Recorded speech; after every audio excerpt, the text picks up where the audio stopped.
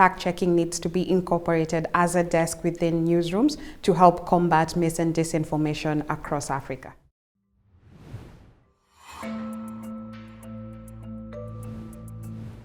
My name is Doreen Wainainah. I'm the managing editor for PesaCheck. PesaCheck is a fact-checking organization incubated by Code for Africa. We debunk misinformation and false news across different markets in Africa. So when we are talking about fact-checking and its importance, we find that in Africa, we are faced with lots of misinformation issues. So for example, I'll start with the most popular one, which is during the pandemic, there was a lot of false information surrounding the pandemic, surrounding vaccines. When it comes to coups and election, there's always political misinformation shared out that directly impacts people's ability to exercise their democratic rights. I'll give you a very simple example where we have a claim that was going around that a certain polling station was closed because of violence happening around the area. And what that does is it impedes the voters' ability to actually go to the polling station and cast their ballot, which then in turn affects the outcome of an election. So that is one instance where we see it. Other instances is when we are having coups or political unrest, we have individuals sharing misinformation around what is happening, whether it's claiming there is violence or claiming the death of heads of states or any other issues that might bring about conflict within the country or within that country and its neighbors. It does become problematic, and that is where we have the importance of fact-checking, where people need to actually be given accurate information, have a source or a reference point to verify this kind of content, and that's what fact-checking does. On its own, of course, it's not a silver bullet. However, it is one of the steps that we do need to take to make sure that we are providing accurate information and we are combating the mis, dis, and malinformation.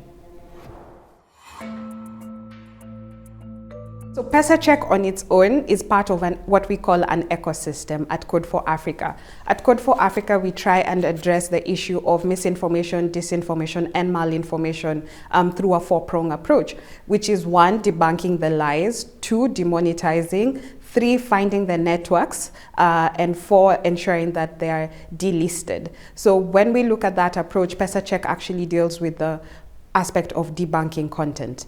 How do we do this? 1, obviously we produce debunks and fact checks that are then shared out to the public, whether off our website or on social media platforms. The second thing is that we provide training for newsrooms, and this is to ensure that newsrooms are also part of the process of fact-checking. So this is through projects and incubation projects such as one we've worked with the DW Akademie, where we incubate newsrooms across East Africa, provide them with the tools and the skill sets and continuous training to ensure they're able to produce fact checks in-house and debunk to their local audiences. This allows us not to just speak to the PesaCheck audience, but to the general audience across the different countries that we operate in.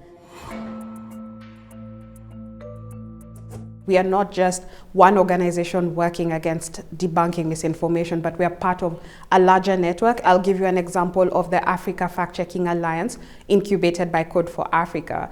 What happens is we get newsrooms across the different countries we operate in and other countries. So for instance, PesaCheck and Code for Africa operate in 26 African countries, but we have AFCA members in over 30 African countries. So we work with organizations, so not limited to media, but also CSOs that are active in the information space. We work with not-for-profits, we work with media houses, continuously providing them with all the tools and techniques they need to debunk misinformation. In terms of international alliances, we are part of the IFCN, which is the International Fact-Checking Network, which basically sets the standard for global best practice for fact-checking.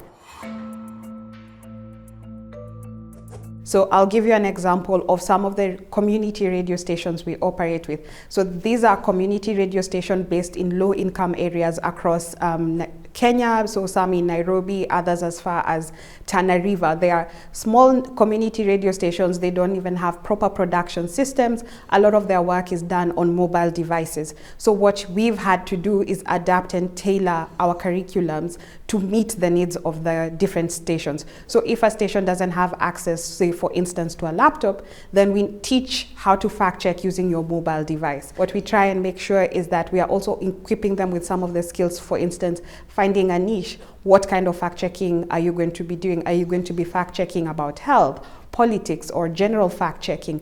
How do you plan on, what's your business or what's your revenue model? So figuring that out. How do you get to your audience? What value are you adding to your audience? So we try and make sure we give them a 360 approach for their different newsrooms.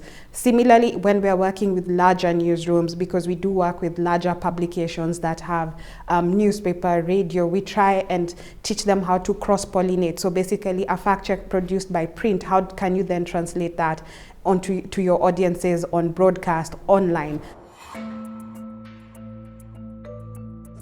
We use multiple avenues. We use your regular social media platforms, that's X, Facebook, TikTok, Instagram. However, we do have audiences that actually consume content on WhatsApp.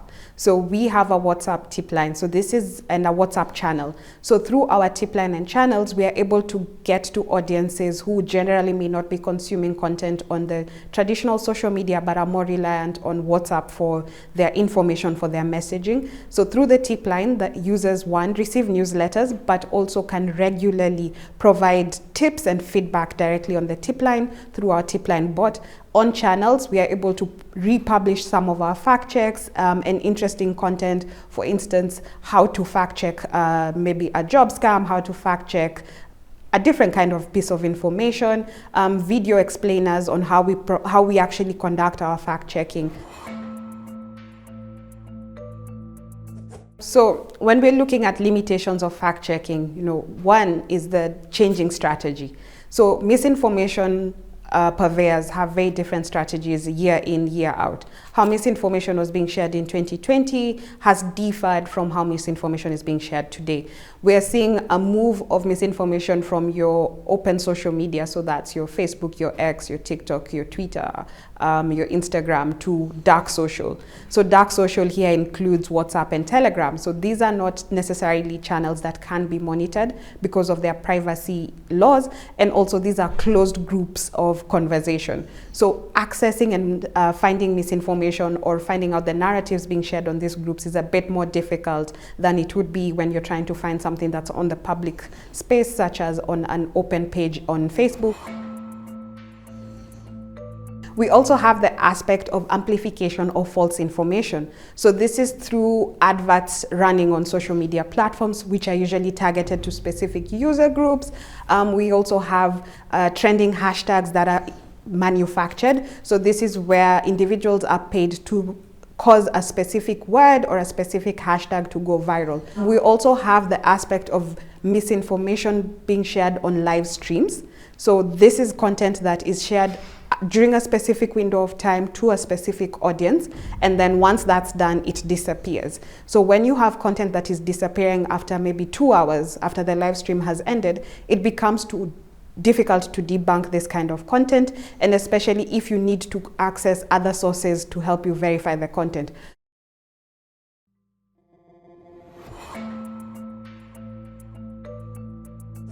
Working in the misinformation sector, so working in fact-checking over the years, the key lesson one learns is that misinformation, just as the spread of misinformation is about users sharing content that's not been verified, the fight against misinformation is also user-based. You need your audiences to understand what are the harms of misinformation and why they need to verify content, but you also need to work with them to ensure that they help you in the verification, they help share the verified content, and that they understand what the impact of each piece of information shared out before verification is. So there is a lot of audience and user engagement that's required. People need to understand what misinformation is, and especially in local languages, because it's not a concept that has trickled down all the way to the baseline.